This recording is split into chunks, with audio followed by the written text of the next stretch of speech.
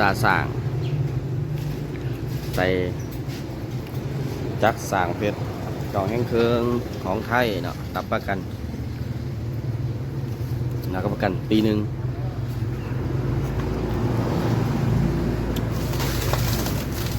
แกะกล่องเลยไหมเนาะมือหนึ่งพวกรับประกัน3 ปีหลายอุดมทรัพย์การเกษตรครบสูตรเบิร์ดดูขาครบสูตรพร้อมม็อกสูตรตรงตอกสูตรตรงตมตีนเลขาไทยได้ครบ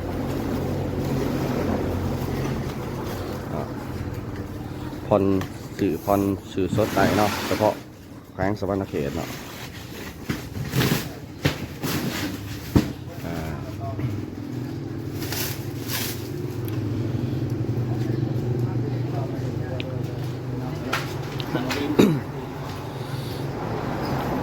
เนาะงานเรากำลังประกอบแล้วงามเนาะสร้างเพชรนี่น้ำมันเครื่องเนาะสร้างเพชร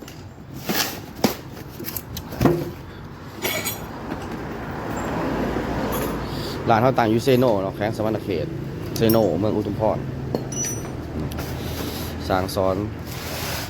จะตั้งใส่โมเดลใส่น้ำมันเครื่อง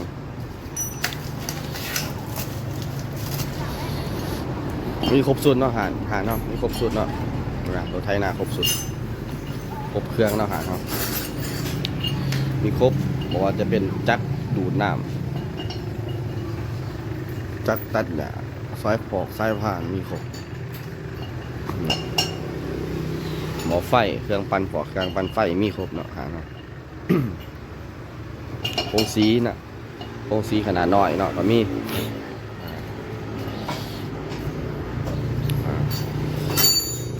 เขามีการรับประกันสินค้าเนาะ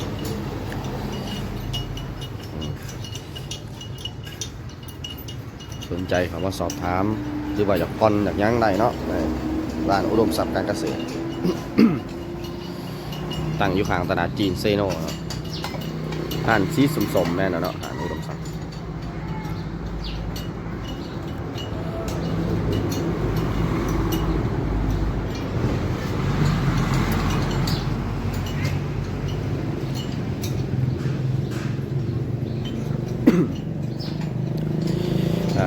จะน้อยให้เป็น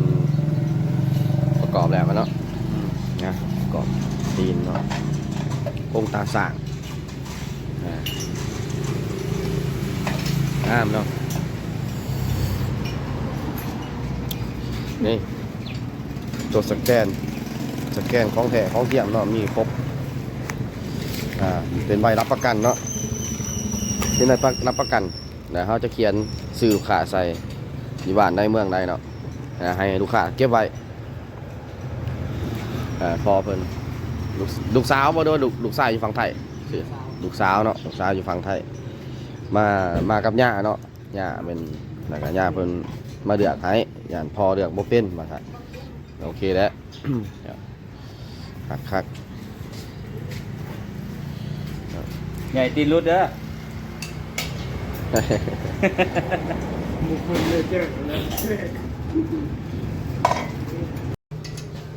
งามเนาะเดี๋ยวจะลอยเพิ่นสิติดจักฟังเสียงจักสร้างเพชรไทยแลนด์เนาะตอนนี้ก็ขนาดเนาะมีหน้ากระเจี๊ยบตัวนี้นะมีหน้าซอสกระเจี๊ยบตัวนี้นะกระเจี๊ยบดีๆใหญ่ดี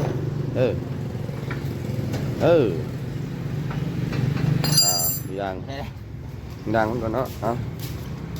โอ้ยสร้างนี่ก็ได้วีดังมันก่อนเนาะวีดังให้น้ำมันไปซาว่าสีมันคักๆก็เนาะนี่ไปแล้วเนาะจักจังโมน็อกเนาะก่อนจักใหม่ๆต้องวีดังก่อนเพราะว่าจักบ่เคยใช้งานถ้าต้องวีดังให้มันเกี่ยวให้ปั๊มมันแรงก่อนเนาะปั๊มมันทำงานคนจิตติดเด้อนะบัด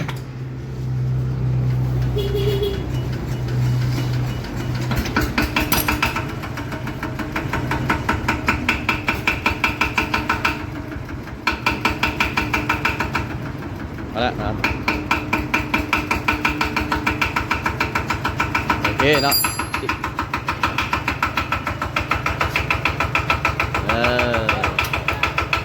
ได้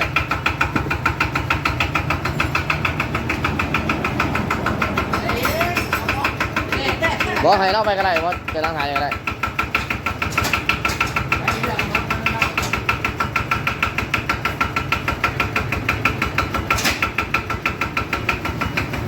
นี่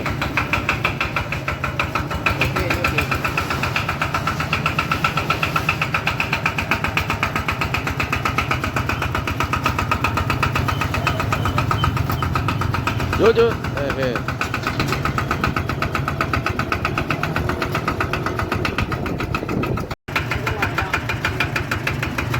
เนี่ยครบสุด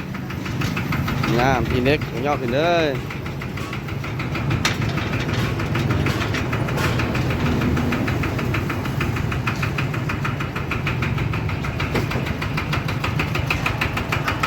ถึงใจเยอะป่ะแม่ถึงใจเยอะป่ะ ลูกสาวว่าอยู่ฝั่งไทยสิให้โอ้แม่อยู่บ้านปลาไหลเห็นป่ะ